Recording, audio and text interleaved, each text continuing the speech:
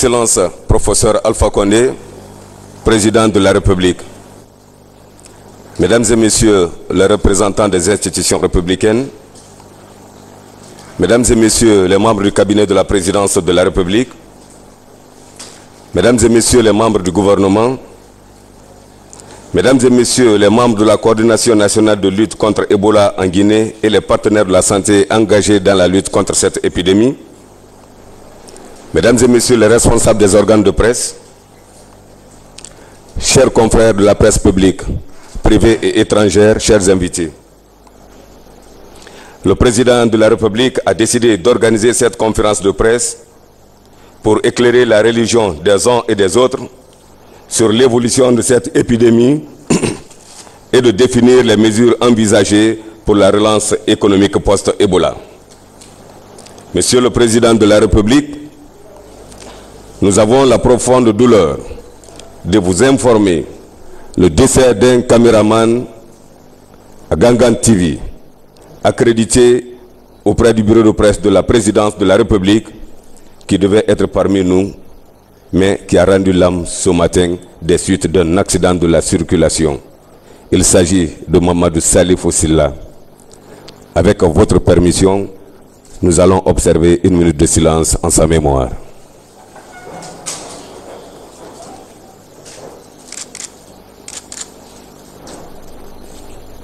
Merci.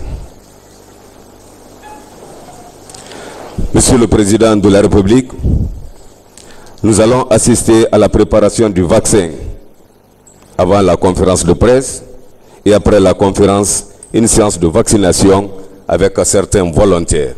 Son Excellence le Président de la République et son cabinet, je suis la docteure Anna Maria Nao, je travaille à la OMS et je suis ici avec ton équipe, votre équipe de vaccination contre le vaccin d'Ebola. Vous savez qu'il s'agit d'un essai clinique. On ne savait pas maintenant si le vaccin est effectif et protectif. Et c'est pour ça qu'on fait l'essai clinique dans la Guinée. Que mon collègue va démontrer, c'est comment se prépare le vaccin. La première chose que vous devez savoir, est que le vaccin qu'on utilise dans ces essais cliniques, c'est le vaccin de fabricant Merck. Il s'agit d'un vaccin que c'est comme un virus, que c'est un virus bénin, qui ne fait pas de maladie à l'homme. Et ce virus bénin porte le chapeau d'Ebola. Comme ça, le système immun pense qu'il est en phase d'Ebola et il va développer une réponse immunitaire pour nous protéger contre l'Ebola. Allez, c'est la première chose que vous devez savoir, c'est que ce vaccin doit être conservé à minus 80 degrés. On a toute la chaîne de froid pour avoir ça. Après, elle va diluer 3 flacons de vaccin, chacun de 5 doses, avec les diluants de fabricants. Et après ça, elle va mélanger tout et on sera prêt pour la vaccination. Allez-y, s'il vous plaît. Et je suis très désolée pour mon français, que ce n'est pas à l'alture.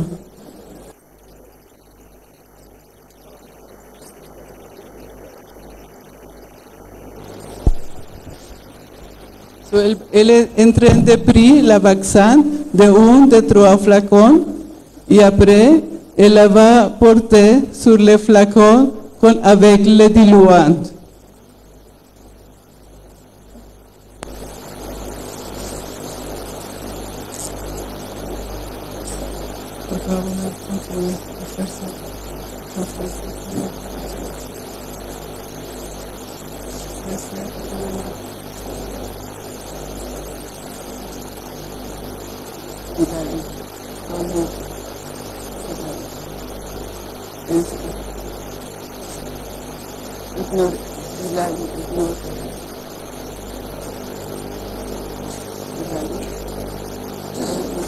Cuando él será terminé, on va avoir vaccin suffisant pour vacciner 12 personnes en tout.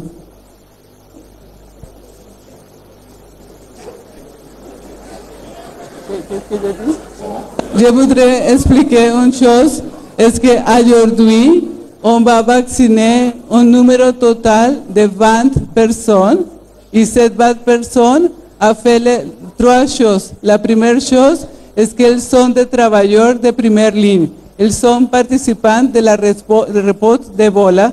La deuxième chose es que toutes les personnes qui seront vaccinées aujourd'hui ont signé un consentement éclairé. Le consentement éclairé, c'est la procédure pour les expliquer qu'est-ce qu'on sait sur les vaccins, quels sont les effets adverses indésirables qu'on connaît sur les vaccins, que c'est l'information qu'elle doit savoir en cas de qu'il y a de la fièvre, effets adverses indésirables, et pour il a un compromis de rester en contact avec nous pendant 84 jours, que c'est la période de suivi pour l'étude. Et je voudrais insister qu'il ne s'agit pas d'une campagne de vaccination, mais d'une étude vaccinale. Une étude qu'on fait pour éclairer si est-ce que le vaccin qu'on teste aujourd'hui est un vaccin qui protège ou pas contre l'Ebola. C'est pour ça que toutes les personnes qui sont vaccinées continuent avec toutes les mesures de protection contre l'Ebola. Bon, merci, Excellence, Monsieur le PRG. Voici, ce matin, on a eu 12 personnes du CHU de Donka et qui sont candidats pour recevoir ce vaccin. Donc, voilà. Nous avons quand même une représentation féminine importante pour recevoir ce vaccin. Nous allons procéder à la vaccination du premier candidat. Monsieur le Président de la République, on va vous présenter certaines personnalités qui sont dans la salle. Nous avons Dr Sakoba Keita, coordinateur national de la cellule de riposte contre Ebola, professeur René Megliani, conseiller auprès de la coordination. Au compte de l'Organisation mondiale de la santé, il y a Guénéal Rodier, il est le coordinateur de la riposte Ebola au compte de l'Organisation mondiale de la santé. Dr Anna Maria Enao, elle est la coordinatrice essai clinique vaccin Ebola. Au compte de Médecins sans frontières, il y a Dr Elisabeth, chef de mission en Guinée, Dr Aboubakar Souma, chercheur principal de l'étude clinique, et au compte de Merck, Dr Gilles Milogo. Il y a également M. Benjamin Dahl, au compte de CDC Atlanta. Donc, on va vacciner une personne, les autres vont attendre après l'intervention du président de la République.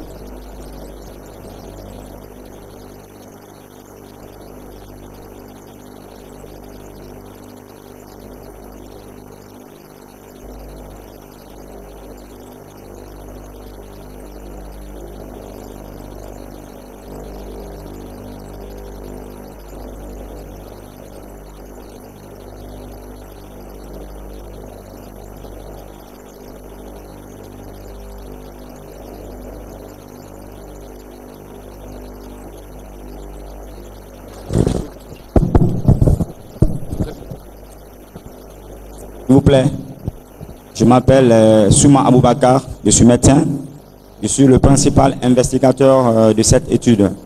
Donc j'ai voulu vous expliquer un peu la procédure qu'on vient de mettre. Avant de vacciner, on demandera à la personne quelle est la main dominante. Si la personne, elle travaille avec sa main droite, on fera la vaccination sur la main gauche. C'est pour cela que vous avez vu tout de suite. Et après la vaccination, on ne va pas laisser partir la personne immédiatement. On va la mettre au repos pendant 30 minutes pour l'observation. Donc, c'est ça.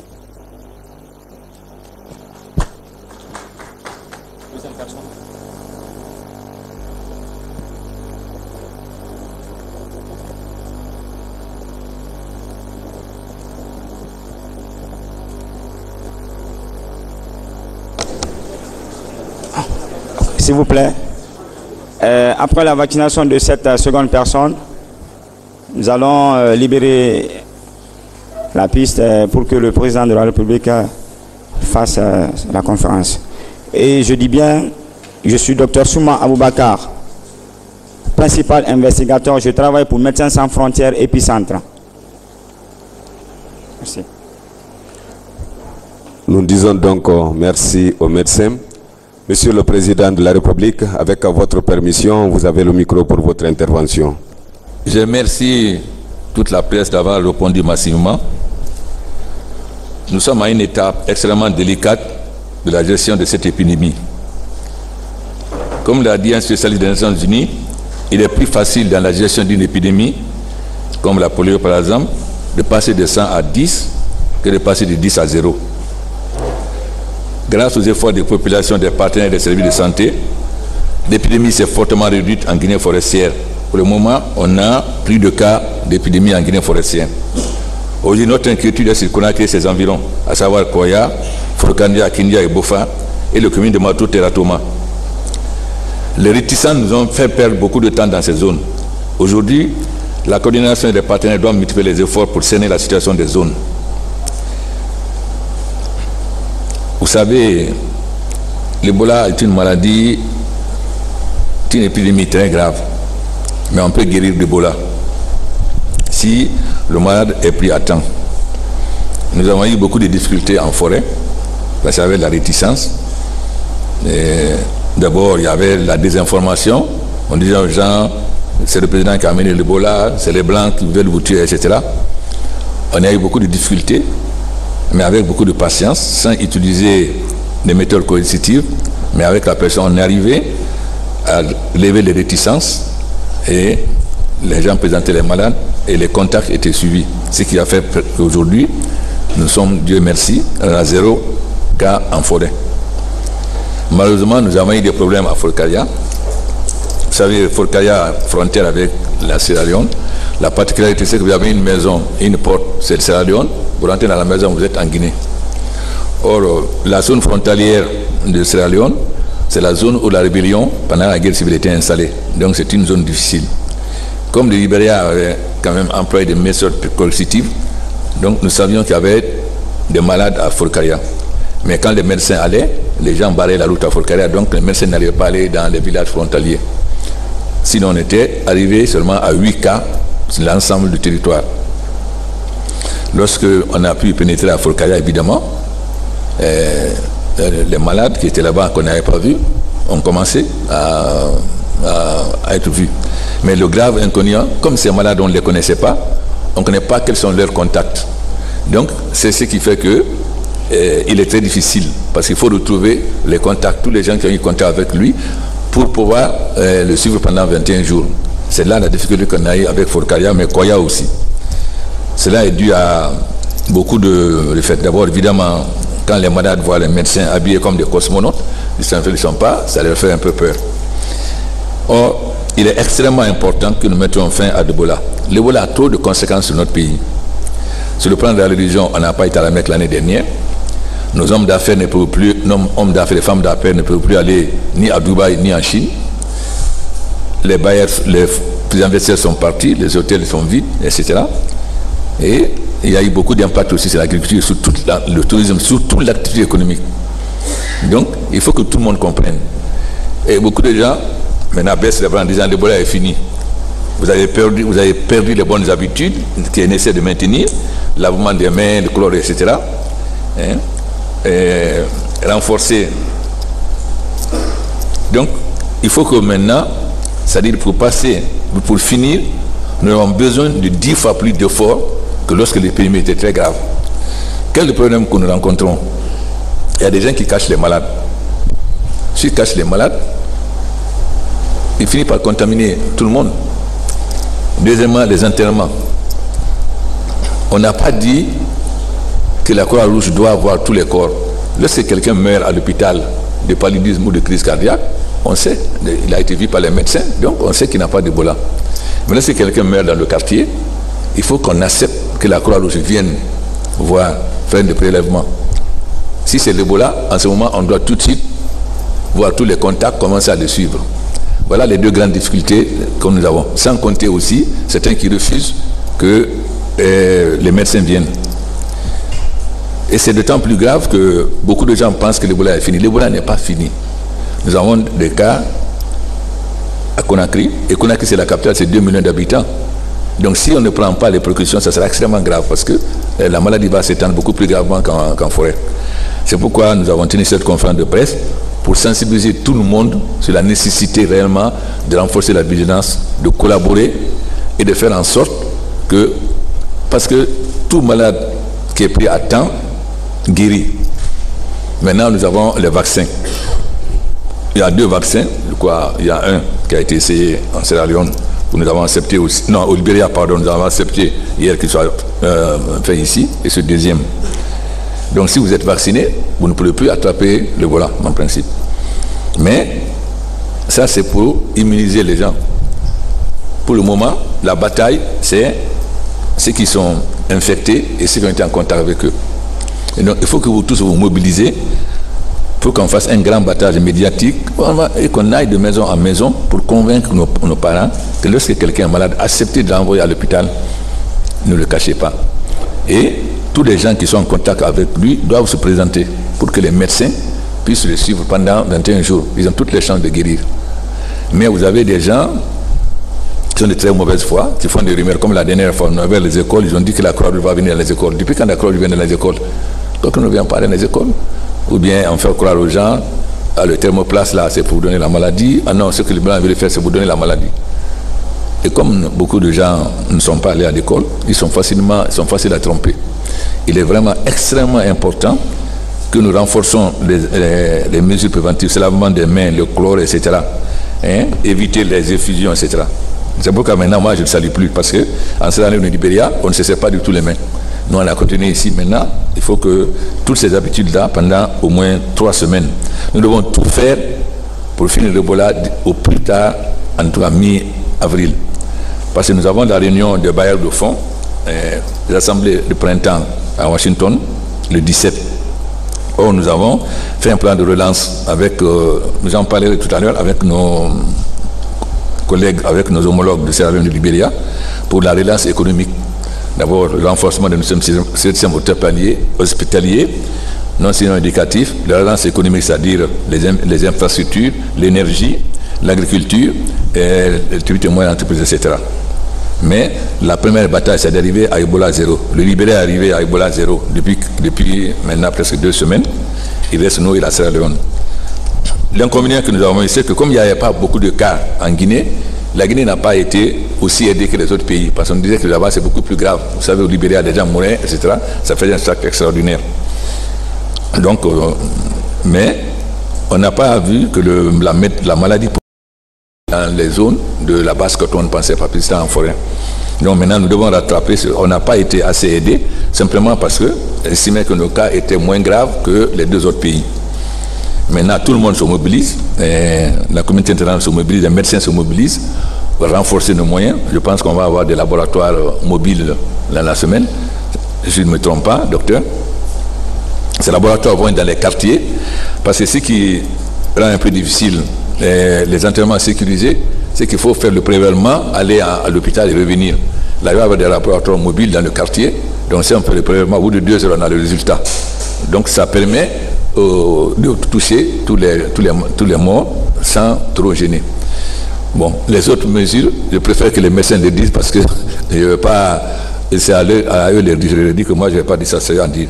Ce qui est très important aujourd'hui, c'est de savoir que l'Ebola continue et que nous devons tout faire pour qu'il n'y ait pas de réticence et que nous devons continuer les bonnes habitudes. Vous voyez, il y a moins de choléra. Pourquoi? On se lave les mains tout le temps, on est propre, on fait tout. Donc, même après l'Ebola, il faut continuer ces bonnes habitudes. Maintenant, avant de continuer, je vais laisser la parole aux médecins. Ils sont mieux placés que moi. Moi, j'attire l'attention, je dois mobiliser, parce qu'il faut que la population comprenne. Si on veut finir l'Ebola, si on veut aller à la Mecque, si on veut que nos invités reprennent, il faut qu'on finisse l'Ebola. Bien sûr, il y a un vaccin. Donc, au moins, on va demander de généraliser la vaccination, parce que si vous êtes vacciné, on sait que vous pouvez voyager parce que vous n'allez pas contaminer quelqu'un.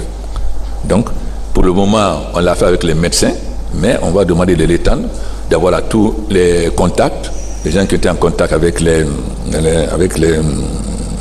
gens atteints d'Ebola, et ensuite avec tous les autres qui veulent pas vacciner dans les 3 régions-là, c'est-à-dire Conakry, Koya, Forcaria, Dubeka. Merci à vous.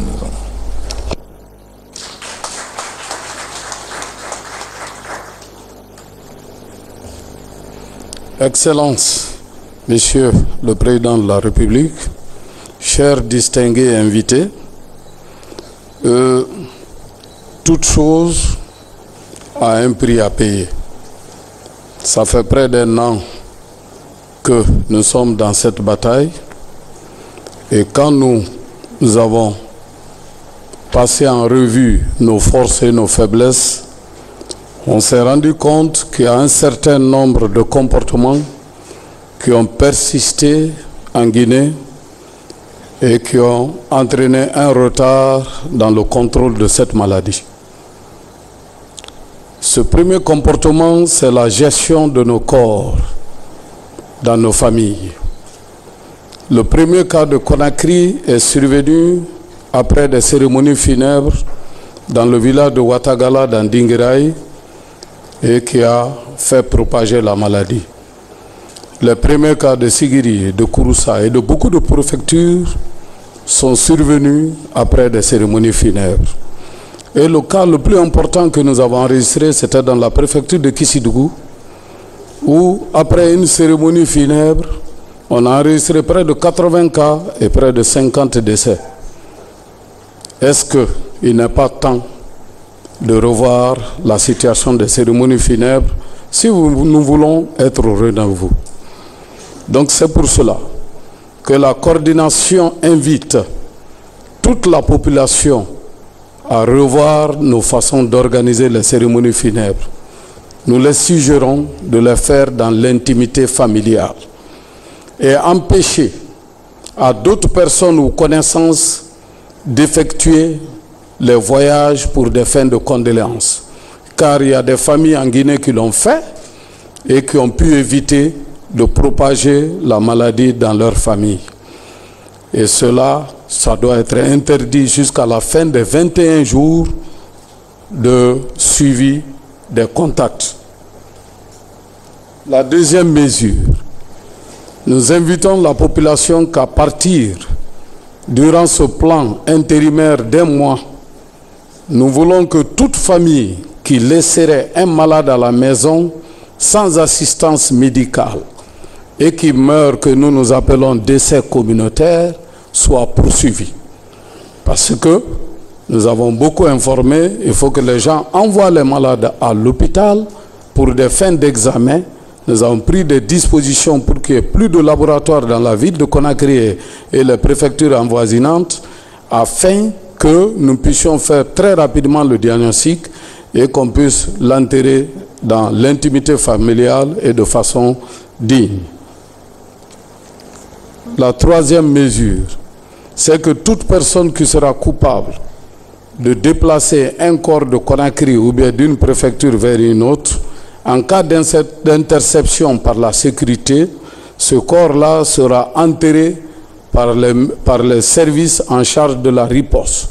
Distinguer ceux qui sont quelqu'un qui meurt par exemple de crise cardiaque, on sait, bon, ce qui n'est pas, c'est lorsqu'on ne sait pas et que les médecins n'ont pas vu. Donc, par rapport à l'application de cette mesure, nous avons bien sûr pris des mesures de dérogation, c'est-à-dire un décès qui survient à Ignace Ding au Donka ou dans une formation sanitaire, le certificat non Ebola, par suite d'examen au laboratoire, si l'intéressé a son examen négatif, le directeur de l'hôpital doit délivrer un certificat non Ebola qu'il doit être transporté par les gens qui ont en charge du corps. Hormis cette situation, tout corps intercepté de cette façon sera enterré de façon obligatoire par nos services en charge. Et quant au cabinet privé ou les cliniques clandestines, étant donné que notre code de santé publique punit tout agent de santé qui laisse passer une maladie à potentiel épidémique et ne pas le notifier est poursuivable par notre code de santé publique. En conséquence, comme la plupart de nos décès communautaires transitent dans beaucoup de ces centres avant de trouver la mort, nous avons pris la décision que selon nos résultats d'enquête, et tout cabinet qui se verrait coupable de cela va être l'objet de fermeture et l'intéressé sera poursuivi en justice pour avoir fraudé à notre déontologie. Donc, pour soutenir ces mesures, nous avons demandé au ministère de la Santé que des structures soient mises en place pour que la supervision renforcée dans nos formations sanitaires soit faite pour pouvoir faire respecter l'observance de la prévention des infections. Il y a un nouveau médicament aussi que nous sommes en train d'essayer, qui est l'interféron, qui va bientôt commencer. Et comme vous l'avez su, la vaccination, c'est par échelle. On a fini de vacciner certains volontaires et dès les jours qui viennent, nous allons vacciner le personnel en première ligne pour diminuer la propagation à leur niveau. Et après, nous allons vacciner aussi les contacts et qui sont susceptibles d'être infectés afin de renforcer leur organisme et pour qu'on puisse limiter le nombre de cas. Donc ce programme intérimaire qui prendra fin le 15, et comme nous nous sommes dit que nous voulons atteindre zéro Ebola, nous invitons les uns et les autres que tout Guinéen se sente intéressé par cette lutte et dire que Ebola ne passera pas par moi et veiller à l'application de ces différentes mesures. Je vous remercie.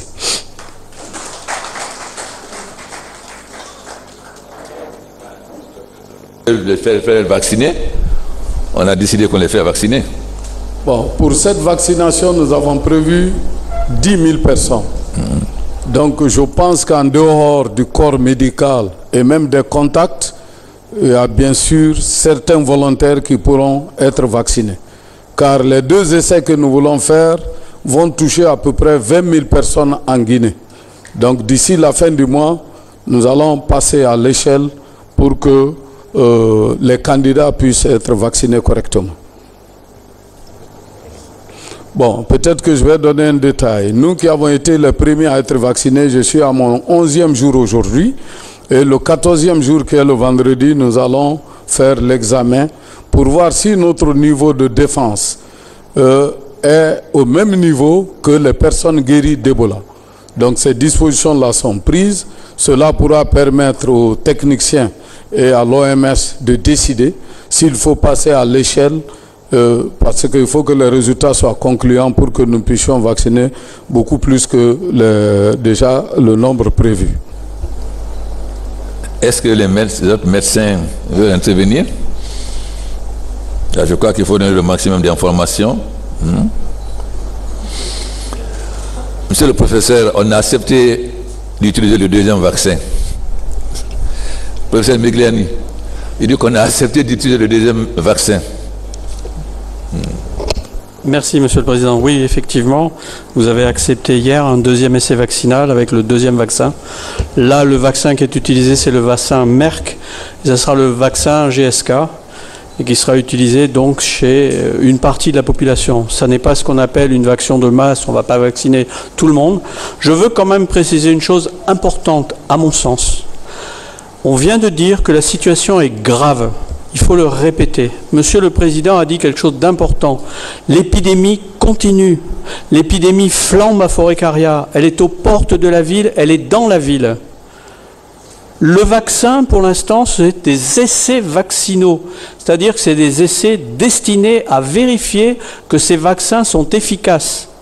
Ça ne veut pas dire que ceux qui vont être vaccinés sont sûrement protégés. On ne sait pas encore. C'est un essai vaccinal. Ce qui veut dire pour tous ceux qui sont vaccinés et les autres, de prendre toutes les mesures de précaution qu'on a mis en place depuis 1 an, mais qui malheureusement ont été oubliées dans la capitale. Il y a un relâchement complet dans la population qu'il faut remobiliser avec toutes les forces vives de la population, avec la coordination et tous les moyens des partenaires. Il faut véritablement avoir bien compris ça. C'est un essai vaccinal et il va y en avoir un 2e. Et au bout d'un certain nombre de vaccinations, on pourra juger si c'est efficace. À partir du moment où on on sera certain que c'est efficace, comme on commence à le voir avec Favipiravir, là on pourra vacciner et protéger tout le monde. Je pense que c'est un élément important à avoir compris. Il faut continuer à se laver les mains. Il faut continuer à se saluer en se touchant le minimum. Je sais que c'est contre les traditions. Moi aussi, français, je préfère serrer la main, parce que dans la main, on sent des choses. Je préfère faire un câlin, comme on dit, comme disent les Américains. Bien sûr, c'est bien. Mais en ce moment, on a une épidémie d'Ebola. Donc on doit montrer l'exemple. Depuis que je suis revenu de Noël, j'ai réfléchi à comment je devais faire. Avant, je continuais à serrer les mains. Maintenant, je ne serre plus les mains. Je fais un contact minimum pour montrer que Ebola est là. Ebola n'a pas disparu. Il faut véritablement que tout le monde se réveille. Tout le monde s'est endormi. On pensait que c'était dans la forêt. Non, la forêt, c'est comme le Libéria. On a éliminé, à force de lutte, à force de patience, à force de participation et d'engagement communautaire, à éliminer Ebola. Mais maintenant, Ebola est en basse-côte. Elle est ici, Ebola. Ebola est ici. Et dans la ville, on a encore des cas. Et ce qui est plus terrible dans la ville, c'est que les cas que l'on a en majorité, ce sont des décès. Ça veut dire qu'il y a des patients qui ont la maladie et qu'on ne les prend pas en charge. Et ils finissent par mourir chez eux. Ils vont contaminer leur entourage. Ils vont contaminer les voisins du quartier qui viennent les voir. Ils vont contaminer, comme l'a dit le coordinateur, lors des enterrements sécurisés. Tout le monde vient, c'est normal, on vient présenter les condoléances. On est en épidémie. Ça doit être une réunion familiale restreinte où on fera attention à la contamination, on écoutera les conseils des équipes chargées des enterrements dignes, rassurant et sécurisé. Digne parce qu'on a affaire bien sûr à un être humain qui est mort, qui a une famille souffrante. Rassurant parce qu'on rassurera tout le monde qu'on obéit bien aux préceptes religieux qui sont adaptés à la situation, aux préceptes coutumiers. Et sécurisé parce qu'on éliminera le virus avec un peu de chlore. C'est important tout ça. Donc, la proposition qu'a fait le coordinateur de dire il faut peut-être revoir actuellement les visites de condoléances, il faut vraiment l'accepter. Il faut faire passer ce message dans toute la population. C'est difficile, je sais, mais c'est important actuellement. Il faut se ressaisir. C'est ce que les deux autres pays ont fait. Ici, en Guinée, on n'a jamais utilisé la manière forte. On a utilisé la négociation, le consensus. La population écoute, la population entend si on sait lui expliquer les choses. Et elle finit par accepter. On a eu des moments de turbulence dans les semaines qui sont passées, mais grâce aux efforts de tous, on a réussi à limiter toutes les réticences, en particulier à Forêt-Caria. La conséquence, c'est que bien entendu, maintenant on a des malades. Mais c'est mieux d'avoir des malades vivants que d'avoir des morts et d'avoir une population qui refuse qu'on l'aide. Je répète, la situation est grave. Conakry s'est endormi, il faut que Conakry se réveille. Et les vaccins, ce sont des essais vaccinaux. On fait ces essais pour savoir si c'est efficace. Donc si on est vacciné, on considère qu'on n'est pas du tout protégé et on continue à appliquer les mesures de prévention. En premier, c'est la main, le lavage de la main. Il faut que tous on continue. Il y a du relâchement dans la ville. On ne voit plus, comme quand je suis arrivé il y a 5 mois, tout le monde qui se lave bien les mains. On oublie, on s'est fait à cette idée que Ebola c'est là, mais Ebola n'est pas là. Non, Ebola est là. Ebola continue. Ebola est aux portes de la ville. Par ailleurs, des mesures sont prises. Monsieur le Président a demandé à ce que tous les contacts qui restent à la maison, évidemment, ils doivent rester 3 semaines, c'est long. On leur apporte des aliments, on leur apporte un petit pécule financier pour les aider à se nourrir convenablement. Mais ils doivent rester à la maison. Ces derniers jours, on a plein de contacts de Forêt-Caria qui partent. Ils partent à Siguiri, ils partent à Bofa, ils partent partout et ils diffusent la maladie. Si on n'y prend pas garde, on va avoir 2 événements. Les pluies vont revenir. Il va y avoir une épidémie importante à Conakry, comme ça s'est passé à Freetown et à Monrovia. Jusqu'à présent, on a eu la chance que ça ne se produise pas parce qu'on a fait tous les efforts. Il faut encore redoubler d'efforts. Et puis le deuxième événement, c'est que s'il y a les pluies et qu'il y a diffusion des malades qui partent et qui retournent en forêt, on n'est pas à l'abri que ça recommence. Et on est reparti pour 1 an. 1 an qui va encore faire souffrir le peuple, qui va encore faire souffrir l'économie, qui va faire souffrir tout le monde. Véritablement, la situation est grave. Je ne peux pas dire autre chose. Il faut se ressaisir, il faut redoubler. Il ne faudrait pas que les 10 derniers qui restent, ça devienne les 100 prochains. si on ne se ressaisit pas et si on n'applique pas strictement les mesures que l'on connaît. On se lave les mains, on ne va plus aux cérémonies de condoléances, on accepte qu'il y ait... C'est les morts qui sont les plus contagieux. Et puis les malades doivent accepter d'être pris en charge. Maintenant, on a des centres de traitement partout, efficaces, des équipes qui travaillent très bien. On a en plus en complément un médicament efficace. Il faut accepter d'aller se faire soigner. C'est à ce prix qu'on guérit. Vous savez qu'on a plus de 1050 guéris dans le pays. On ne le dit pas assez. Dans tous les chiffres internationaux, on ne parle que des malades et on ne parle que des morts. Jamais on parle des guéris. Les guéris, c'est important. On guérit d'Ebola. Avant, c'était 90% de gens qui mouraient dans des petites épidémies d'Afrique centrale dont on parlait à peine. Ici, on se bat contre une énorme épidémie et on a plus de 1000 guéris en Guinée. Il faut le dire. Il faut aller dans les centres de traitement. Il faut appliquer les mesures de précaution. Il faut se ressaisir. Voilà. J'en ai terminé, Monsieur le Président.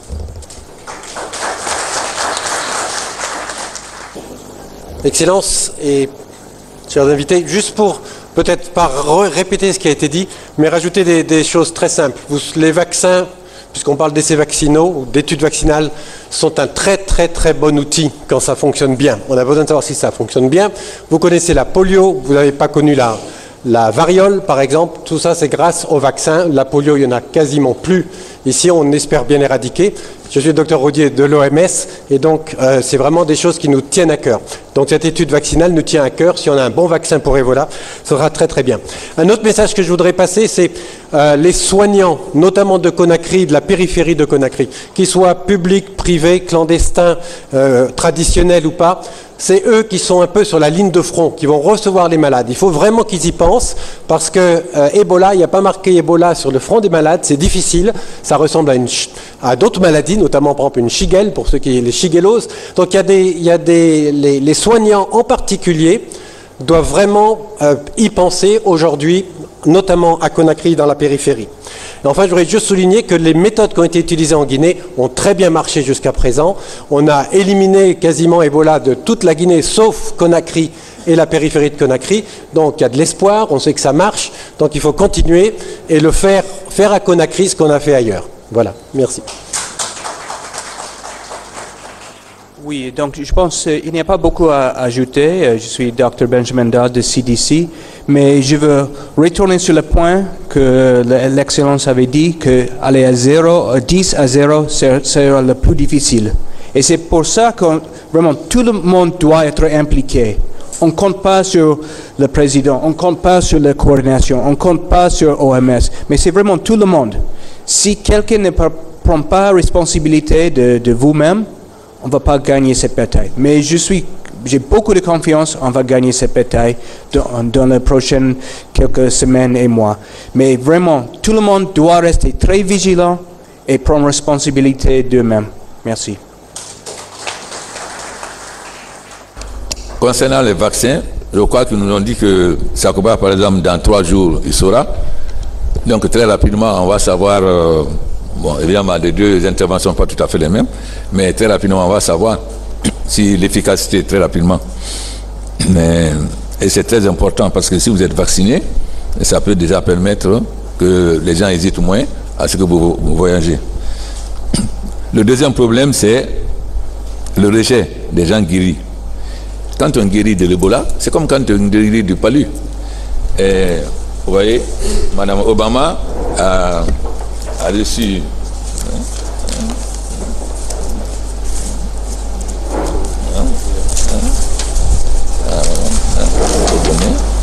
on va donner un peu. Mme Obama, la fête des femmes le 8, a reçu une Guinéenne guérie d'Ebola. Et c'est elle qui est juste à côté d'elle et elle la tient. Elle a fait cette déclaration. Marie-Claire Téchokola a grandi dans un petit village guinéen. Si elle avait voulu, elle aurait pu être médecin. Mais elle a choisi de devenir infirmière parce que dans ses propres mots, vous pouvez toucher plus de gens en étant infirmière. Cependant, au moment où le fléau du virus Ebola a frappé la Guinée, cette épidémie générale causera presque sa perte. Quand un patient arriva à l'hôpital Donka de Conakry avec une fièvre élevée, Marie-Claire prit soin de lui et contacta de se faire Ebola. Au lieu de tomber en proie à la méfiance et à la superstition, Marie-Claire s'est fait examiner dans un centre de traitement. Miraculeusement, elle a survécu. Par les simple fait de demander l'aide, elle a sauvé ses proches de cette maladie mortelle. Malheureusement, son calvaire ne se termina pas avec sa guérison. Ses amis l'évoutaient. Son propriétaire l'a expulsa. Elle voyait la peur de l'infection déformer le visage autrefois sympathique. Aujourd'hui, Marie-Claire est de retour au travail et est devenue une porte-parole passionnée sur les effets néfastes de la stigmatisation qui tourmente les malades et les survivants d'Ebola. Pour son inébranlable plaidoyer pour la prévention du virus Ebola et la protection de ses survivants, nous honorons Marie-Claire Chokora comme une femme de courage. Voilà. Si la meilleure façon de sensibiliser les gens, c'est d'associer le maximum de personnes guéries. Parce que si les personnes guéries vont elles-mêmes faire la sensibilisation, les gens se rendent compte qu'on peut guérir de l'Ebola et avoir une vie normale. Mais c'est votre rôle, vous, les médias, réellement de sensibiliser systématiquement, surtout en langue nationale. Parce que nous pouvons finir l'Ebola. Nous avons dépassé la période la plus difficile. Faisons l'effort pendant ce mois-là, réellement, de prendre toutes les mesures de précaution. Même après l'Ebola, nous devons quand même garder les bonnes habitudes que nous avons prises. Il y a beaucoup de maladies qui sont dues à la saleté. Quand on se lave les mains proprement, on n'a pas le choléra. Donc tout le monde est inquiet aujourd'hui parce que vous pensez que l'Ebola c'est fini. Et vous oubliez, on n'a pas fait comme la Sierra Leone parce que les médecins nous ont conseillé, on n'a pas utilisé de méthodes coercitives. Mais il faut qu'aujourd'hui, étant donné la gravité de la situation, parce qu'il est plus difficile aujourd'hui de passer de 100 à 10 que de 10 à 0. Et le plus grave, c'est que si nous ne faisons pas attention, les gens vont aller contaminer de nouveau la forêt. Alors il faut que... C'est Conakry le véritable problème. Principalement Matoto et Ratouma. Donc il faut que tout le monde accepte. Comme il va y avoir des laboratoires mobiles, le prélèvement, les résultats au bout de 2 heures. Ce qui va... Parce que aussi, les longues attentes aussi énervent un peu les familles. Mais il ne faut pas... Bon, aujourd'hui, toutes les boîtes de nuit sont pleines, tout le monde s'en fout. Tout le monde ne pense pas c'est fini. Non. C'est vrai que ce n'est pas en allant dans une boîte de nuit qu'on devient Ebola. Ce n'est pas au marché, mais au moins, si nous prenons les décisions dès que quelqu'un est malade, de signaler au médecin et de se connaître tout de suite les contacts qu'il a eus, nous allons finir d'Ebola. Il est important que nous finissions d'Ebola avant les réunions du Fonds monétaire de la Banque mondiale en avril. Voilà ce qu'on voulait vous dire. Maintenant, on est prêt à répondre à vos questions. J'espère que cette conférence devait vous permettre réellement de prendre conscience que si on faisait 1, maintenant il faut faire 10 pour qu'on se débarrasse de l'Ebola. Et vous savez toutes les conséquences avec l'Ebola sur notre économie. Si la France n'avait pas maintenu le vol d'Air France et Royal Maroc, etc., la Guinée était complètement coupée du monde. Vous savez que même les bateaux, il y a des pays qui obligeaient que les bateaux qui doivent venir en Guinée d'attendre 21 jours. Donc les bateaux ne venaient plus. Alors, les hommes d'affaires, les femmes d'affaires demandaient l'air.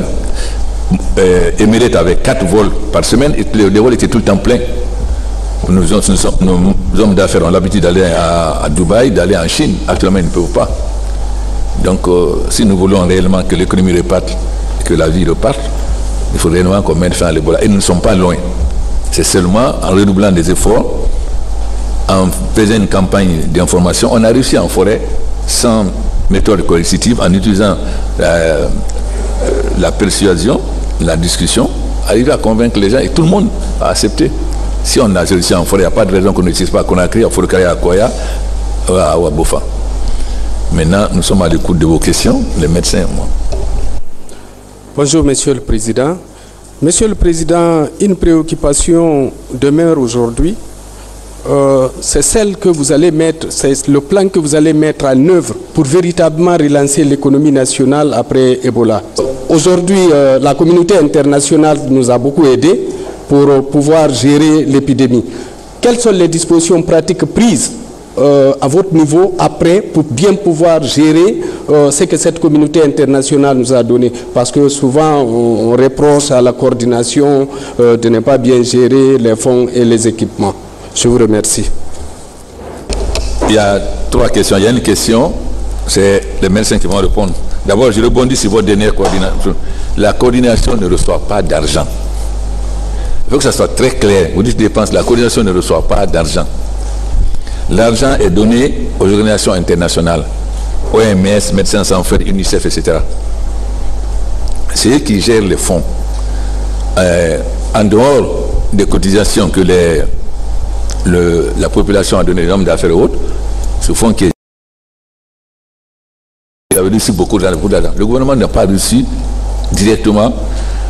Je vais commencer. Lorsqu'on a reçu les 25 millions de dollars de la Banque mondiale, au téléphone avec le président de la Banque mondiale, l'UNICEF et le représentant de la Banque mondiale ici, nous avons discuté et j'ai dit, voilà ce qu'on veut faire de ces 25 millions.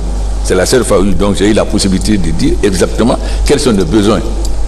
On a besoin de temps d'ambulance, de temps de ceci, de temps de cela. Une fois qu'on a fini ça, toutes ces dépenses ont été faites par l'UNICEF et c'est l'UNICEF qui présente les factures à la Banque mondiale. Donc, le gouvernement guinéen n'a pas dépensé un franc, mais nous avons décidé qu'est-ce qu'on doit faire de ces 25 millions. Donc, le problème qu'on a aujourd'hui, ce n'est pas qu'on nous remette l'argent, mais que nous disions qu'est-ce que nous voulons. C'est-à-dire que nous voulons comment cet argent soit utilisé. Alors, il faut que ça soit très clair. Les gens pensent. Et puis, souvent, les sommes sont annoncées, mais entre une somme annoncée et une somme déboursée, ce n'est pas toujours la même chose. Donc, il faut que ça soit très clair. La coordination ne reçoit pas de fonds. Lorsque la coordination d'un programme, c'est l'UNICEF ou c'est l'OMS ou bien qui achète. Par exemple, les prises en charge, tout ça, etc., c'est le PAM avec nous. Donc, il faut être très clair. La coordination ne gère pas de fonds. Donc, elle ne peut pas mal gérer ou bien gérer parce qu'elle ne gère pas de fonds. Bien sûr, elle a un compte à la Banque centrale, mais l'argent ne sort, par exemple, si c'est l'argent de la Banque mondiale, l'argent ne sort qu'en accord avec la Banque mondiale. C'est l'argent de la BAD, etc. Donc, il faut que les choses soient très claires. En ce qui concerne le plan de relance, vous avez suivi dans le sommet que nous avons fait ici de la Mano River, et ensuite celui que nous avons fait à Bruxelles. Nous demandons aujourd'hui l'annulation de la dette et un plan Marshall. Parce que la dette nous pèse et comme notre économie est en difficulté, on ne peut pas rembourser les dettes. Le plan Marshall, bon, pour ceux qui ne savent pas, après la Deuxième Guerre mondiale, l'Europe, c'est-à-dire la France, les États-Unis, l'Angleterre, etc., avaient vu les économies sérieusement touchées. Les États-Unis sont venus en aide en faisant un plan Marshall, c'est-à-dire en mettant un maximum de fonds pour le développement, pour la reprise économique. C'est ce que nous demandons aussi. C'est le plaidoyer que nous allons aller faire à Washington pendant 2 semaines. Bon, vous savez que malgré le voilà quand même, la Guinée continue à vivre. Aujourd'hui, nous avons 2 présidences. Nous avons la présidence de Mano River, c'est-à-dire les 3 pays, et nous nous sommes mis d'accord de présenter un programme régional, c'est-à-dire pas dire la France et de la Guinée, les États-Unis, le Libéria, l'Angleterre, non, mais de présenter nos programmes, nos priorités et un programme régional pour que les 3 pays soient, leurs programmes soient pris de la même façon et qu'on ait une réponse globale. Ensuite, vous avez le sommet de l'OMVS. Vous savez, l'OMVS est extrêmement important pour les barrages. Nous avons l'honneur aujourd'hui d'assumer la présidence de l'OMVS. Et l'OMVS, nous avons 3 barrages en Guinée sur le fleuve Sénégal. C'est le barrage Koukountamba, Balassa et Bouria ou Fouta. Mais le premier barrage qui va être à l'ordre du jour, c'est le barrage de Koukountamba. Maintenant, en ce qui concerne les mesures prises par... ça, c'est eux qui peuvent répondre. Il a demandé les mesures prises, je crois, pour... Enfin, répète ta question parce que j'ai l'impression qu'ils n'ont pas écouté. Moi, je ne peux pas répondre à la place des médecins. Oui. Non, en fait, j'ai demandé les mesures prises pour relancer véritablement l'économie guinéenne. Oui, mais avant ça, tu avais posé une question sur... C'était sur la mauvaise gestion des fonds. Non, ça c'est à la fin. C'est pas ça. Non, c'était Bon. au fait... D'accord. Monsieur le Président. Merci. Merci, Monsieur le Président. Monsieur le Président, à la rencontre de Bruxelles, il avait été retenu des facteurs qui ont favorisé la propagation du virus Ebola en Afrique. Et parmi ces facteurs figurait en bonne place le renforcement des radios. Aujourd'hui, on voit que la sensibilisation n'a pas beaucoup porté, comme vous l'avez fait remarquer tout à l'heure. Est-ce que le renforcement des radios aujourd'hui en Guinée ne se pose pas comme problème d'acuité? Et puis, sur les mesures dissuasives, Puisque le Libéria est en passe de réussir à vaincre le virus Ebola, ne pensez-vous pas aujourd'hui qu'il faut associer les forces de défense et de sécurité dans des mesures draconiennes vraiment de riposte contre Ebola? Merci. Je crois que, vous savez, la dernière fois, le Premier ministre a dit nous allons utiliser la force en parlant des gens qui barrent les routes à Matoto, etc. Le soir, le secrétaire général Ben Ki-moon m'a appelé. Monsieur le Président, il paraît que vous voulez utiliser l'armée. Le secrétaire général, il n'a jamais été question. Donc les gens ont déformé, dit qu'on va utiliser la force. Et dans l'esprit des États-Unis, la force, c'est l'armée. Le président de la Banque mondiale a foulé m'a appelé. La même chose. Vous savez, on va dire atteinte aux droits de l'homme, etc. Le simple fait d'avoir dit la force en ce qui concerne les gens qui barrent les routes, qui n'a rien à voir avec l'Ebola. Donc, c'est vrai qu'à Forokaria, on a été obligé d'envoyer la gendarmerie pour accompagner les médecins pour empêcher que les gens les empêchent de passer. Donc, on ne va pas utiliser la force contre les gens. Vous avez entendu, Mme Serli a fait son autocritique. Il y a 3 ou 4 jours, elle a reconnu ses erreurs, le fait d'avoir barricadé l'armée des gens, etc., qui laissent mourir, elle a reconnu. Bon, évidemment, à Libéria, les Américains, vous savez que beaucoup de médecins avaient fui, libériens. Donc les Américains ont pris entièrement en charge la gestion de l'Ebola. Ils ont envoyé 4000 personnes, ils ont pris en charge complètement la gestion de l'Ebola au Libéria. Et nous, jusqu'à présent, on a utilisé la méthode du dialogue. On a réussi en forêt. Si on réussit en forêt, alors que tout le monde sait comment c'était difficile à Massanta, comment c'est difficile à Massanta, on a réussi en forêt. Donc il n'y a pas de raison qu'on ne puisse pas réussir de la même façon à Conakry. Par contre, ce qui est vrai, comme il l'a dit, si quelqu'un cache un malade et qu'il est mort d'Ebola, on va le poursuivre. C'est un crime contre l'humanité, c'est un crime. Là, on va le poursuivre. Si les gens amènent les malades dans les cliniques clandestines, non seulement on va faire, mais on va les poursuivre. Et on ne peut plus permettre que les médecins à l'hôpital Ignace et autres là, ne prennent pas les kits, les mesures de prévention. C'est-à-dire, on ne va plus laisser faire. On ne va pas utiliser, on va continuer le dialogue avec vous.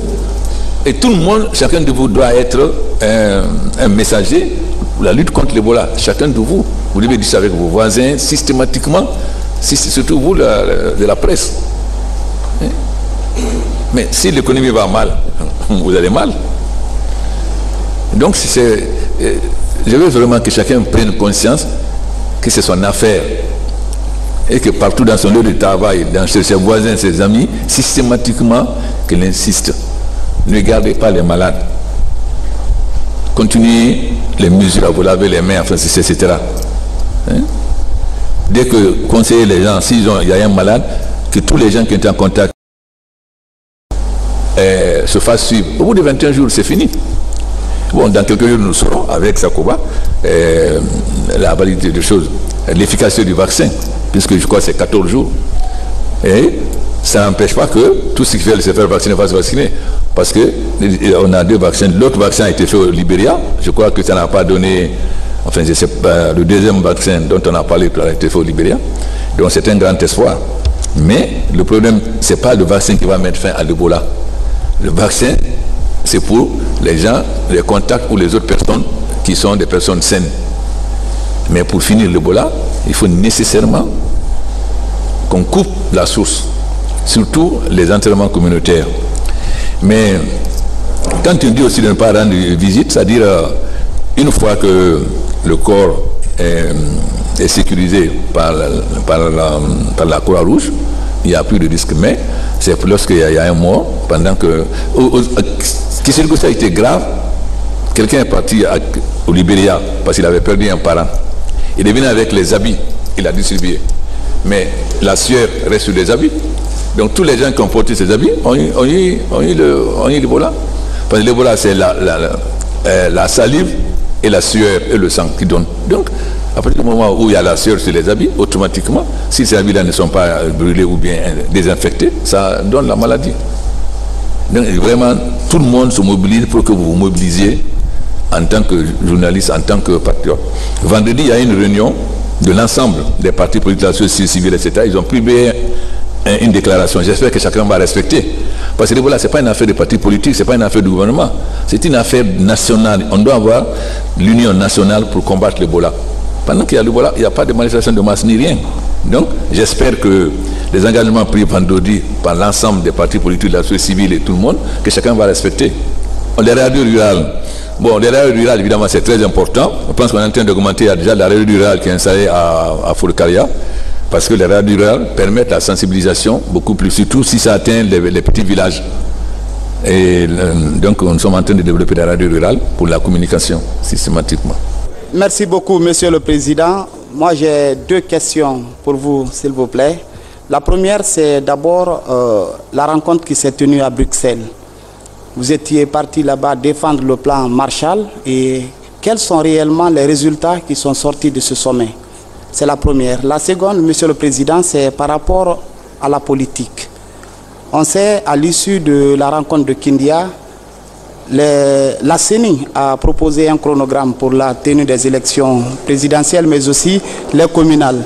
Aujourd'hui, le 11 octobre prochain, les Guinéens seront aux urnes.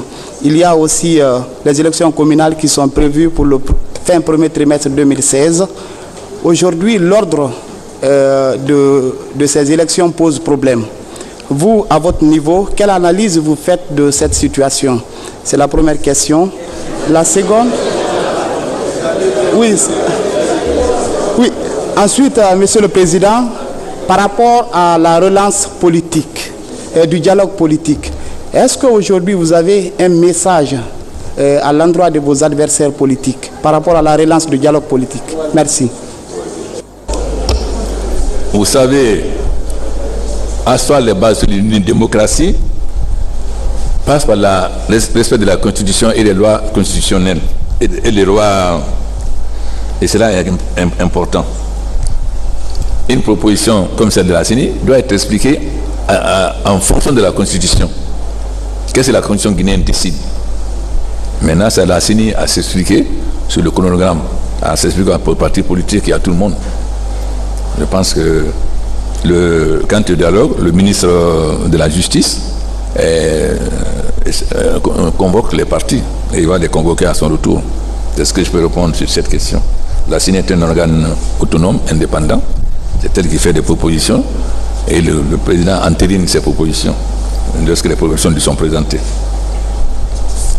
En ce qui concerne Bruxelles, la réunion de Bruxelles était un peu une réunion préparatoire des réunions de Washington. C'est-à-dire à Bruxelles, c'était surtout d'abord comment arriver à l'Ebola zéro. Ensuite, présenter quelles sont nos priorités. Mais ces documents doivent être finalisés pour être présentés à la Banque mondiale et au Fonds monétaire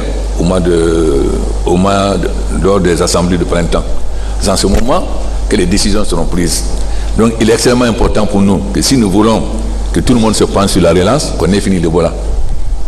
Parce que si on n'a pas l'Ebola derrière nous, on va dire, ah, d'abord c'est l'Ebola zéro.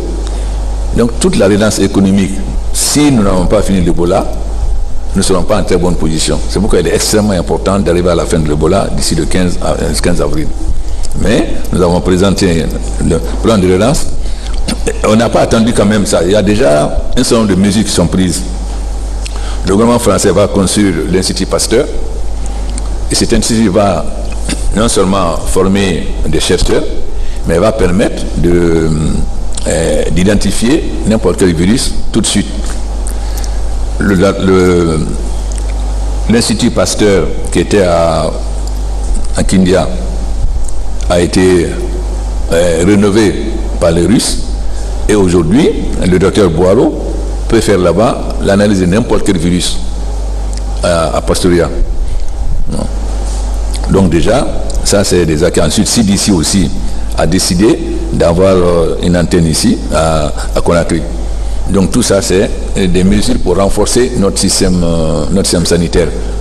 Et aussi, il y a un projet de construction de centre de santé communautaire, comme un peu celui que j'avais inauguré dernièrement à Bofa. Des centres où il y aura la maternité, et donc pour que les femmes puissent, pour que les gens ne soient pas obligés d'aller systématiquement à la capitale de la préfecture.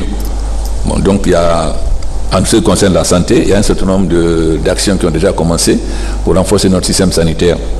Mais pour le reste, c'est-à-dire les infrastructures, l'énergie, l'agriculture, l'économie, l'industrie, le tourisme, etc. Là, c'est au niveau des assemblées de printemps à Washington que nous saurons exactement qu'est-ce que nos partenaires sont prêts à faire. Mais nous insistons beaucoup sur l'annulation de la dette. Hier, j'en ai parlé avec le président de la BAD. Il faut que tout le monde nous soutienne pour l'annulation de la dette et ensuite pour la relance économique. Mais cela suppose d'abord, principalement, que nous nous battons pour arriver à Ebola 0. Il faut que chacun de vous soit conscient de cela. Je ne sais pas, vous êtes en ville, vous mesurez l'impact d'Ebola sur nos finances, sur notre économie, partout. Hein? Et pendant un moment, on a été isolés. Heureusement que la France, la Belgique et le Maroc ont maintenu leur vol.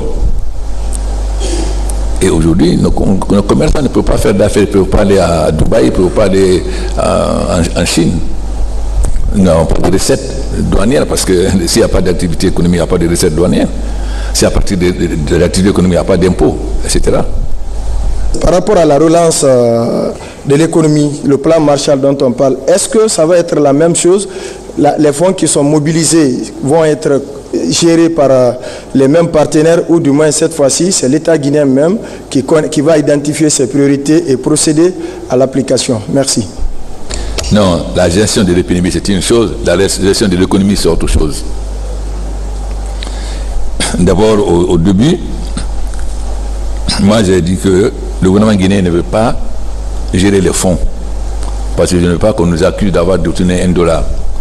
C'est pourquoi pour les 25 premiers millions de dollars, c'est moi qui ai décidé qu'est-ce qu'on fait de l'argent. C'est-à-dire que sont nos besoins, ambulance, ceci. Mais c'est l'UNICEF qui faisait les dépenses et présentait la facture à la Banque mondiale. Donc on ne peut pas dire que la Guinée a détourné $1. Mais l'aide bilatérale, lorsque les États-Unis ont financé des ONG et qu'on ne savait pas, j'ai dit j'étais avec le directeur général de l'USAID. Il m'a dit qu'il m'a écrit, il m'a dit voilà comment on fonctionne aux États-Unis. Pour les épidémies, nous donnons toujours de l'argent à des ONG, il a cité ces ONG. Donc c'est l'Amérique qui décide de donner de l'argent à ces ONG américaines, c'est pas nous. Bon, donc ce n'est pas, c'est leur pratique. Ce n'est pas un accord entre eux et nous, mais c'est leur pratique. Maintenant, en ce qui concerne l'alliance économique, ça c'est le gouvernement. Si nous disons nous voulons faire l'énergie, ce n'est pas une ONG ou bien une organisation qui va le faire. Mais très souvent, on a demandé aussi que l'argent, pour certaines organisations, que l'argent soit donné directement au gouvernement. C'est-à-dire que, ce qui a été le cas de la BAD a versé au compte de l'État dans une banque, de la banque centrale, je ne sais pas, à 21 millions de dollars, je ne sais pas, mais c'est géré par la coordination de la BAD, c'est-à-dire la coordination ne peut pas faire une dépense, par exemple, construire un centre sans la base de la BAD. Mais au moins, ce n'est pas une organisation internationale qui gère. C'est l'essentiel. C'est pourquoi quand on dit que le gouvernement a reçu beaucoup d'argent, bon, je prends le cas par exemple de la Sierra Leone quand j'étais là-bas, le président a dit que la Grande-Bretagne a donné 300 millions de sterling. Mais les 300 millions ont été donnés à des ONG. C'est-à-dire le gouvernement sierra-léonais n'avait même pas, vu $1. Et plus grave, il y avait un bateau anglais sur les côtes. Ils ont fait venir le carburant de Norvège alors qu'on pouvait acheter le carburant sur place. Donc, c'est pas nous qui décidons. C'est les partenaires qui décident. Cet argent va être géré par l'OMS, par MS Sans Frontières, par UNICEF, etc. Mais ça n'a rien à voir. Et ils ont été très clairs. Quand c'est des épidémies, voilà comment nous procédons. Maintenant, quand ça sera la relance économique, nous avons travaillé avec le gouvernement. Pourquoi on parle d'Ebola business, ce n'est pas au niveau du gouvernement. C'est qu'il y a des gens qui veulent faire de l'Ebola un moyen de vivre. Et plus ça dure, plus ça les arrange. Nous, plus tout l'Ebola finit, mieux c'est mieux pour nous. Mais il y a des gens qui veulent, comme d'autres maladies, il y a des gens qui vont faire un business, ça on ne peut rien, c'est pas seulement l'Ebola. Merci Monsieur le Président. Monsieur le Président, le secteur des mines est dans l'impasse depuis une année en raison de cette épidémie Ebola. mais aussi du programme de révision des titres et conventions miniers que le gouvernement a déjà entrepris. Je voudrais savoir, est-ce que dans votre programme de relance de l'économie post-Ebola tient compte de ces aspects? Si oui, quelles sont les réformes qui sont prévues au niveau du secteur des mines? Merci. D'abord, tout le secteur des mines n'est pas parti. Kamsal continue ses activités normalement. Sangaredi Gag continue ses activités normalement. La SAG à Sigiri continue ses activités normalement. C'est vrai que d'autres ont arrêté. Il est évident que il est extrêmement important, mais aussi il y a un autre opérateur qui est venu, qui va bientôt commencer l'exploitation de la bauxite à Bofa. Il est vrai que l'Ebola a été un prétexte, a été amené certains miniers à ralentir sérieusement leurs activités. Il est évident que la relance, mais ça dépend de nous, c'est-à-dire nous devons nous battre pour que le certains miniers reprennent sérieusement après l'Ebola. Maintenant, la revue, ce n'est pas ça qui retarde. On fait la revue parce que lorsque vous avez un permis, vous avez un délai limité. Mais vous avez des gens qui ont des permis, 10 ans après, ils ne savent même pas où se trouve la mine. C'est-à-dire, ils prennent un permis, ils vont gagner de l'argent en bourse. 10 ans, ils ne savent même pas où se trouve la mine. Ils savent s'il y a une mine à Kérouané, ils ne savent même pas si Kérouané c'est à l'est, à l'ouest, au nord, ils ne savent même pas. Donc, tous ces gens qui ne remplissent pas les conditions, on doit récupérer les licences pour donner à sortir. Donc il y a eu 3 cas. Les licences récupérées, on a récupéré 800. Les gens qu'on autorise à continuer et ceux qui sont en règle. Évidemment, la conjoncture joue aussi contre nous parce que le prix du fer a baissé de moitié. Il n'y a pas que la décence qui a baissé, le prix du fer a baissé de moitié. Et donc, et quand on sait que nos mines comme le Simandou par exemple ont besoin d'infrastructures pour être exploitées, évidemment, la baisse n'est pas une bonne chose pour nous. Merci, Monsieur le Président de la République. Depuis l'arrivée du virus Ebola dans notre pays, vous êtes présent sur tous les fronts pour combattre cette maladie. Cependant, en Guinée, vos adversaires, c'est-à-dire ceux qui aspirent à être à votre place aujourd'hui, vous accusent d'être à la base de cette maladie. Aujourd'hui, vous êtes devant votre peuple.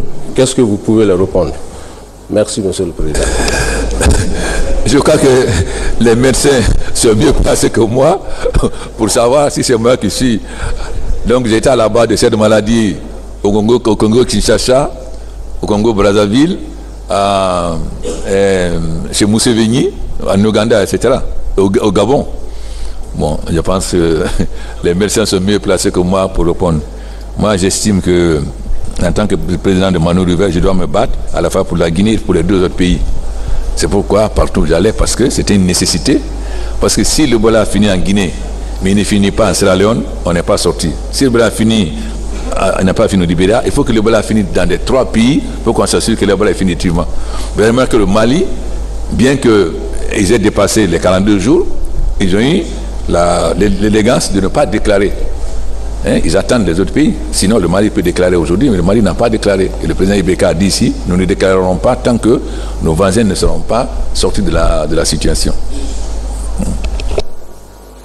Merci, Monsieur le Président. Maintenant, dire que c'est Kouchina qui a amené l'Ebola ou c'est Antoine qui a amené l'Ebola, ça c'est... Je pense que quand quelqu'un est censé, il y a des choses qu'on ne dit pas quand on est censé. Mais enfin, vous savez, bon, ma bataille, c'est de finir l'Ebola. Bonjour et merci, Monsieur le Président. Ma question est la suivante. C'est pour le cas de Forêt-Caria et précisément la sous-préfecture de Pamalapou où je me suis rendue. Le service de santé qui est là-bas fonctionne de 7h à 21h. Après 21h, c'est normalement la gendarmerie qui doit prendre la relève. Mais nous avons appris par le chef de santé qui est là-bas qu'à partir de 21h, il y a des gens qui quittent la Sierra Leone, notamment des malades, et entrent en Guinée. Est-ce qu'il y a des stratégies mises en place là-bas pour freiner ce élan-là? Ça, c'est premièrement. Et deuxièmement, les élections sont fixées au 11 octobre prochain. Est-ce que si jamais on n'a pas fini avec Ebola, est-ce qu'on ira aux élections ou est-ce qu'encore elles seront rejetées? Vous savez, la date des élections est fixée par la Constitution, ce n'est pas par le président de la République. Donc, la date des élections, c'est la Constitution qui prévoit. Si vous lisez la Constitution, vous verrez qu'est-ce que la Constitution dit. En ce qui concerne cette histoire, nous avons beaucoup discuté. Et nous nous sommes mis d'accord, je crois, du suivi des deux frontières, des deux côtés, Sierra Leone, Libéria, des patrouilles en commun. Parce que c'est vrai que des gens puissent Sierra Leone provenir, parce qu'on ne peut pas empêcher quelqu'un de Sierra Leone de rentrer en Guinée. Même si vous n'avez qu'à mettre des policiers partout, vous ne pourrez pas, parce qu'il y a tellement de passages, il y a des maisons qui donnent sur les deux côtés. Bon. Donc, nous avons demandé que pour qu'un pays n'infecte pas l'autre, qu'il y ait des, je ne sais pas comment vous appelez ça. Merci. Quant aux frontières, nous avons premièrement mis en place une équipe de surveillance qui sont aux différents points d'entrée, dont Pamalap. Bien sûr, les gens qui empruntent des mototaxis passent partout. La deuxième mesure que nous avons faite, c'était d'installer des comités de veille le long des frontières. En principe, de Forikaria jusqu'à Lola, il était prévu d'installer près de 1400 comités de veille pour pouvoir sensibiliser les gens sur les personnes qui rentrent à travers les frontières et qui sont reçues dans ces villages. Donc en plus de ça, il y a des équipes conjointes qui ont été installées grâce à la Manoriva et qui procèdent de sensibilisation le long des frontières. Car une personne sensibilisée et responsable est plus facile avec la collaboration de se signaler que de mettre des policiers à chaque mètre. Je vous rappelle que ça fait près de 1100 km de Forikaria jusqu'à Lola de frontières. Imaginez-vous comment on pourra les contrôler. Nous avons calculé le nombre de points d'entrée en Guinée, c'est autour de 3500 points d'entrée dans notre pays. Donc voilà un peu la difficulté que nous nous trouvons. Nous pensons qu'une meilleure communication et sensibilisation des gens pourra nous aider à finir avec la maladie. D'ailleurs, comme on l'a fait en Guinée forestière. Actuellement, quand les gens rentrent, c'est le comité de veille qui nous rappelle et on les met tout de suite sous notre surveillance. Merci. Il faut dire aussi que c'est des deux côtés des frontières.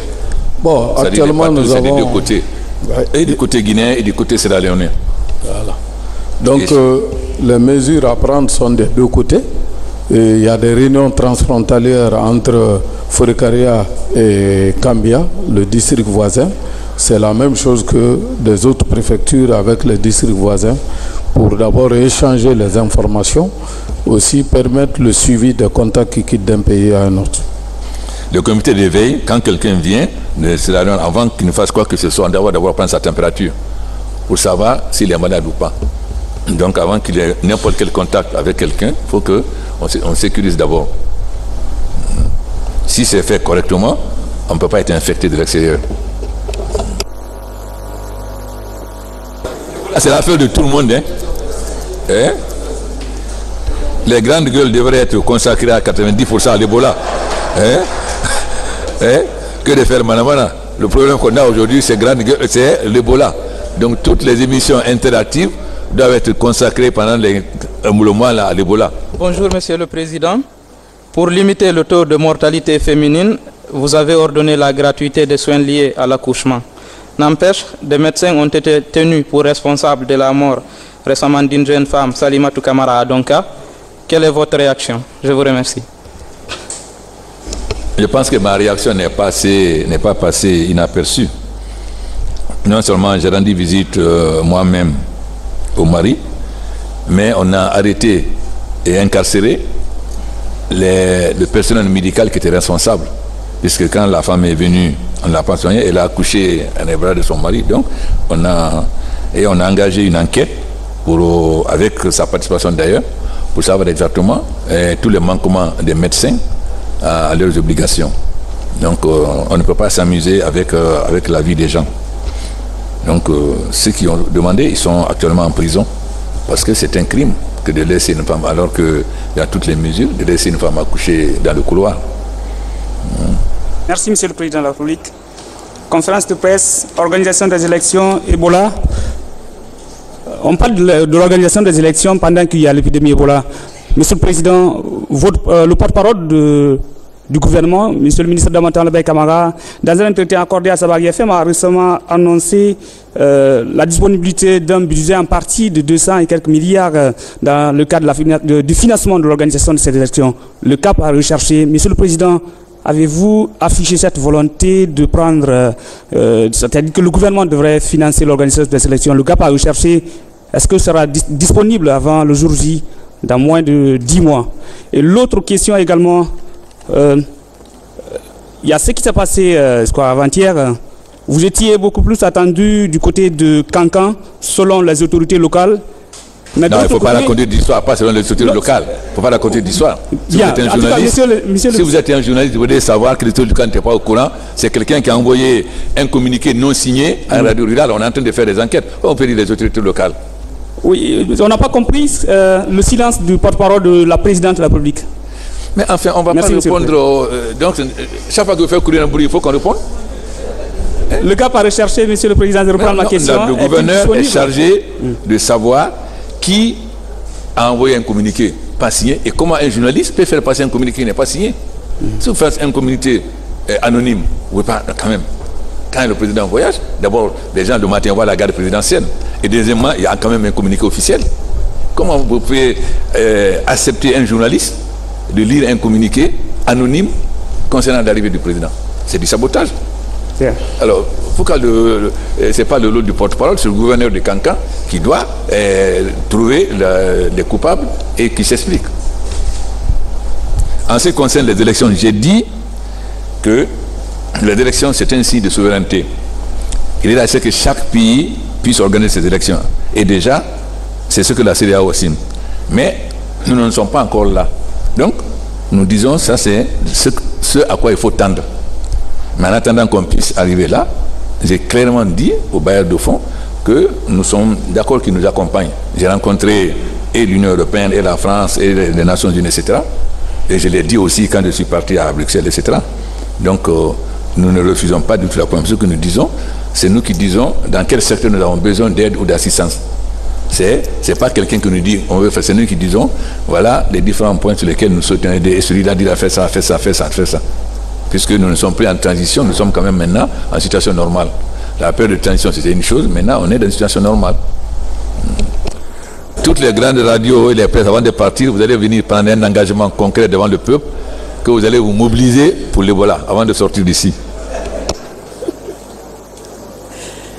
Merci, Monsieur le Président de la République.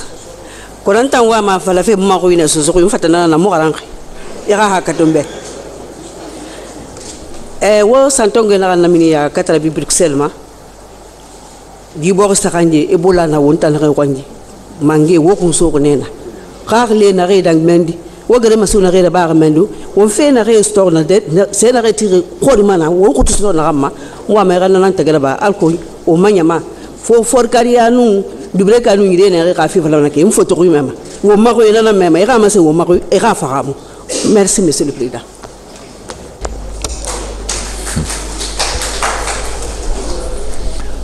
Hani ngana singe fala fonga fala ni fela wonyiri na bare wa ko nji furi nyaare na ngiri bula abala wontoro Ebola furi nyaare nala meno mayalande hay ibala forena siga docteur wa ma furi yala mané kedena naki donc emula ma mbelo ma ba furama no afrindi Ebola bala megi sur denere inu megi na bin ha famille na do bole bini inu na do que ça une ma contact ça dit ne bala sur la rebu ni na mane représenter tout de suite pour que la température tongo ri mo ron kiri haymut e mu frana ki mo ron kiri e mu frama sono donc to forêt Ebola no gbo forêt ne à la mobilisation, bien te mobiliser, à nous mériter tout ting, singe nous, on nous tord ne fait là parce que, miro muntima, frère ma sode, et muntima, révala frère et muntima, mais quoi le rafa, à corto, hanin, grâce à cimetière. Mais à force de dialogue, bien narratif. Donc aujourd'hui, Ebola Balagnon forêt. Nous sommes un fait. D'abord, Frocaria. Parce que le docteur Mouno se dit na Simma. docteur est nécessairement sur la ville et qu'elle est barrière. Donc tant que nous neutralisons nous, et nous soudés. Nous avons vraiment une amène. Parce que nous avons frontière officielle, mais frontière, bangin de nana, il a des Sierra Leone, la Guinée. Donc nous avons empêché d'arraser. Nana, on tourne en effet là. Parce que comme docteur est dans le village, il faut que nana maculum, faut que nana, et on tout sauf, on va la toquer, faut que nana, il m'a dit de relancer. À nous quoi, à nous bofa. Mais surtout Conakry, parce que Conakry, nous avons des gens surtout à moi tout honneur à Thomas, et mon team m'a vraiment la secrétaire docteur Ronin. Khami Barafara et mon team m'a docteur Rafato. Or, how much là-bas, et voilà nos moyens de.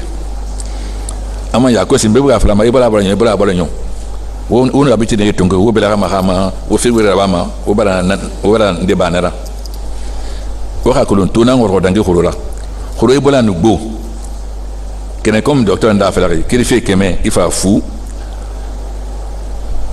Qu'il fait fou il fa kene, nana ngoro dange qu'il fait keme, il fa fou. Bin la maneto wonga ifo on na ba mas ebola grefé wonga ndesa na fari dordi fou wonna ka furima no afirinde hamigi bara fara docteur ma tori o ratin docteur rafato pour que il na kolonde khaybola mara khaybola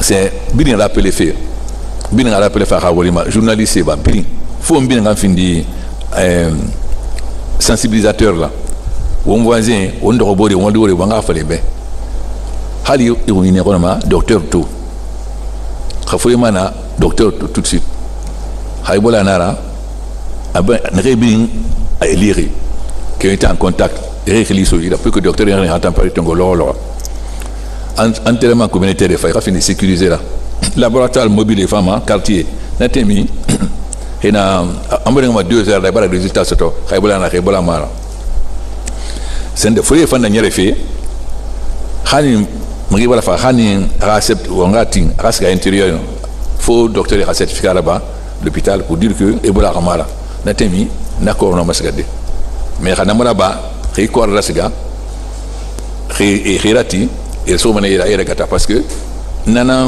foyer la série rek baté faut rek ke ni rek na ni na fa foyer rabé oh wala mo nga febri na ba foyer xanya ko parce que tu dina fa munyo au famane won toré ha et puis au moins économie amulangue maintenant nous on sait la bafé on a la ba ma di bala bala nyon au moins économie qu'il m'a dit nous c'est dans de Bruxelles nous on a d'abord donné na lo yi payema na dongera ba afilinde allo américain na ba français no anglais be plan marché na ba on fambe i pays sarani pour que on a infrastructure on a énergie on a agriculture on a tourisme on a industrie et rakeli on a finance fanga keli nous ça na ba no ba la mai di pays sarani halang et un programme qui est présenté i pays sarani là pour que i pays sarani bi nga mali parce qu'on a kolon khabala ebola bolonyo la Guinée amunyo Sierra Leone amunyo khabon la Sierra Leone amunyo da Guinée amunyo ebola bolonyo s'il y a 0 cas dans les 3 pays parce que au moment où j'aimerais nyere khabala amunyo amunyo Sierra Leone amunyo de la Guinée parce que hala nyom ngina mfadeli Sierra Leone est infecté nana to Guinée na rambir na nous Alabama dit ebola ranyo yi pays 48 nous Alabama dit pour que ebola nanyo yi pays comme ya dit qu'il ne faut pas que l'on tout wala mo nga ifo la mi wo bala bala ebola ebola na Conakry hawonti ebola nyoma ne ma fure nana la journaliste nous conférence de presse passé tanga wala la et la population sensibilisée surtout autant en langue nationale autant la population sensibilisée dans toutes les langues nationales pour que meilleur comprendre voilà. On va donner la parole aux grandes radios, aux grandes journaux pour qu'ils prennent l'engagement de s'engager dans la bataille. Il faut qu'il y ait l'engagement public. Parce qu'on ne peut plus s'amuser, il faut qu'on finisse l'Ebola avant mi-avril. Merci Monsieur le Président. Nous nous engageons à poursuivre cette lutte contre le virus Ebola. Il s'agit maintenant de multiplier les efforts par 10. Donc nous allons renforcer cette lutte. Monsieur le Président, dès l'apparition de cette maladie, nous avons consacré plus de 60% de nos émissions à la radio et à la télévision à la lutte contre Ebola. Nous avons lancé la synergie à la radio, synergie des radios rurales et radio nationales, qui dure 2 heures par jour. À la télévision, nous avons lancé notre synergie en direct avec les émissions Kibaro. Et aujourd'hui, nous nous engageons devant vous, Monsieur le Président, et devant le peuple de Guinée, à poursuivre cette lutte. Je vous remercie. À poursuivre et à renforcer cette lutte, Monsieur le Président. Et surtout en langue nationale. Je vous remercie, Monsieur le Président. Merci, Monsieur le Président. Monsieur le Président, au niveau de la RTG Bolbiné, comme l'a si bien indiqué tout à l'heure mon ami Yamoussa Silibé du côté de Koloma, il y a un plan d'action qui a été mis en place depuis mars, le mois où nous avons confirmé effectivement l'existence du virus Ebola. Depuis cette date jusqu'à maintenant, nous avons une sorte de rubrique que nous avons plaquée au niveau de la radio, la RKS, qui passe tous les jours, 9 fois par jour, après les éditions d'information. Donc nous avons 9 diffusions de ce conseil Ebola qui passe depuis mars 2014. Et ensuite, au niveau de la télévision, nous avons créé ce qu'on appelle Antenne Ebola, qui passe évidemment aussi bien en français que dans les langues nationales, et dans une tranche d'animation qu'on appelle aujourd'hui Bolbiné Rendez-vous, c'est-à-dire chaque jour de 10h à 11h. Et nous avons également réalisé sur le terrain des séries de reportages et de magazines que nous sommes en train de diffuser tous les jours en langue nationale et en français dans le cadre de la riposte, n'est-ce pas, à ce virus Ebola. Autant vous dire que nous sommes déjà dans la lancée pour l'assaut final et nous comptons renforcer cet élan. Merci. Mais j'avais une petite question, je ne sais pas si je peux. J'avais une petite préoccupation, c'était par rapport à ce drame qui s'est passé au niveau de l'hôpital Donka, parce que j'ai vécu un peu la colère des femmes à travers la ville. J'ai une petite question, Monsieur le Président. Pourquoi les gens n'appliquent pas ce que vous avez décidé comme gratuité de la césarienne en Guinée? Ça, c'est une petite préoccupation. Et la deuxième préoccupation, parce que il y a à côté la lutte contre Ebola, c'est vrai, c'est le thème central de cette rencontre, que Monsieur le ministre conseiller veuille m'excuser. Il y a aujourd'hui une préoccupation au niveau de l'administration. Il y a une sorte de ballottage entre les gens mis à la retraite et des jeunes que vous voulez recruter. C'est-à-dire votre projet de rajeunir et féminiser l'administration. Mais il se trouve que le ministère de la Réforme et de la Fonction publique vient de monter au créneau pour condamner le maintien en activité des personnes envoyées à la retraite. Que dites-vous? Vous savez, on a hérité d'un système qui a duré pendant près de 50 ans. Avant l'âge de la retraite, j'étais à 60 ans. Vers les années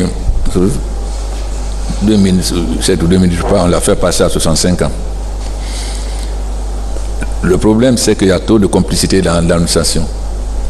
Vous avez des gens qui ont quitté la Guinée depuis 10 ans, qui sont aux États-Unis et en France, mais qui continuent à soutenir leur salaire. Vous avez des gens qui changent d'âge. Vous avez des gens, par complicité, qui restent en fonction. C'est parce que l'administration était un laisser-aller. Avec le recensement biométrique, le recensement biométrique va nous permettre d'avoir le point exact de la situation dans chaque administration pour que les gens qui doivent aller à la retraite aillent à la retraite.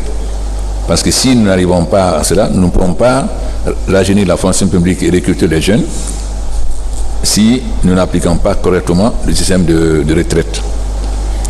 Et le recensement biométrique a servi à ça. Je pense que les résultats vont permettre de mettre à la retraite tout ce qui doit aller à la retraite sans complicité et de recruter des jeunes.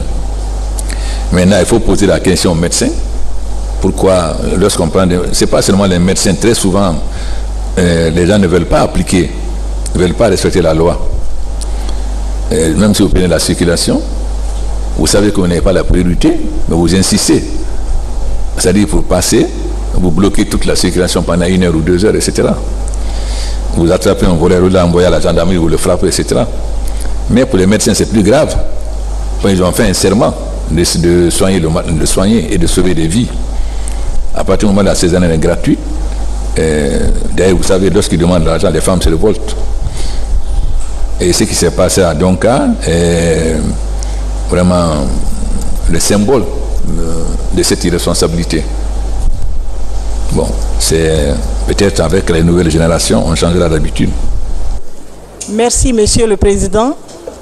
Je tiens à vous rappeler d'abord que tous les jeudis, de 9h à 11h, toutes les radios privées sont en synergie et en langue nationale pour combattre Ebola. Mais nous vous promettons que nous allons davantage nous y mettre. Monsieur le Président,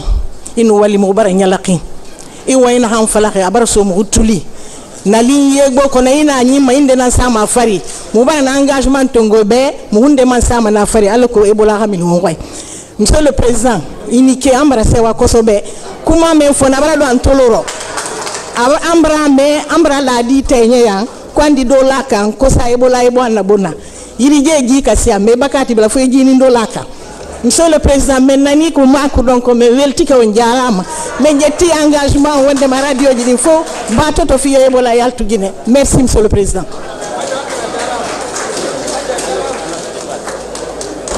Bon, au lieu de faire seulement, j'ai dit, comme j'ai dit de multiplier par 10, est-ce que vous le faites une fois par semaine le jeudi? J'ai dit de multiplier par 10, alors il faut faire tous les jours. Hein? Il faut qu'on s'accorde facile tous les jours. Il faut que aux journaux marcheront mieux lorsque l'économie va repartir. Je ne vais pas prendre d'engagement au nom de la Radio Espace parce que je suis une petite gueule. Mais j'ai une préoccupation, Monsieur le Président. Il y a l'opposition qui menace de se retirer au sein de l'Assemblée nationale et de reprendre les rues. Vous ne pensez pas que vous pouvez jouer au médiateur entre l'opposition et la CENI? Parce que vouloir redescendre dans les rues, ça va freiner l'évolution de la lutte contre Ebola.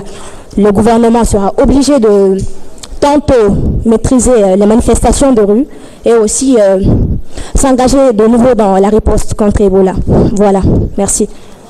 Je crois qu'il y a un communiqué qui a été publié vendredi où il y avait tous les partis politiques et la société civile.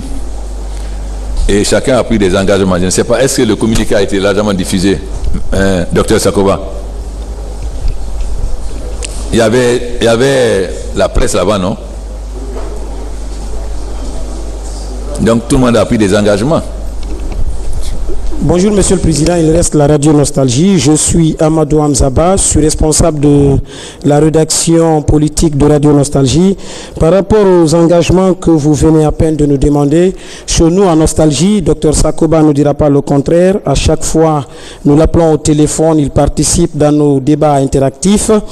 Et par rapport à ce que vous venez de dire, nous comptons augmenter la communication, surtout en langue. Nous avons du lundi au vendredi une émission de 2 heures qui s'appelle Zone Libre et qui s'exprime en langue nationale.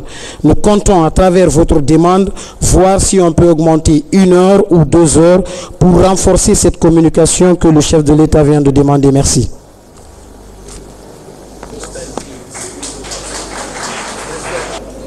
Bon, donc je remercie vous tous et j'espère que ce que vous faites là le jeudi, vous allez en faire le quotidien. Et surtout, écoutez les médecins, faire passer régulièrement les médecins qui parlent en langue nationale. C'est seulement maximum 1 mois. Si nous vraiment renforçons nos efforts, on aura l'Ebola derrière nous.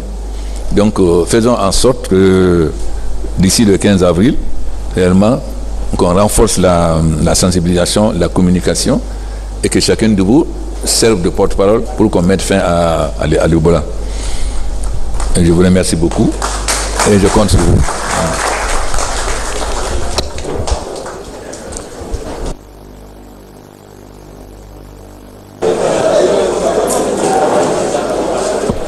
faut beaucoup communiquer sur le vaccin pour que les gens se fassent vacciner. À commencer d'abord par vous-même.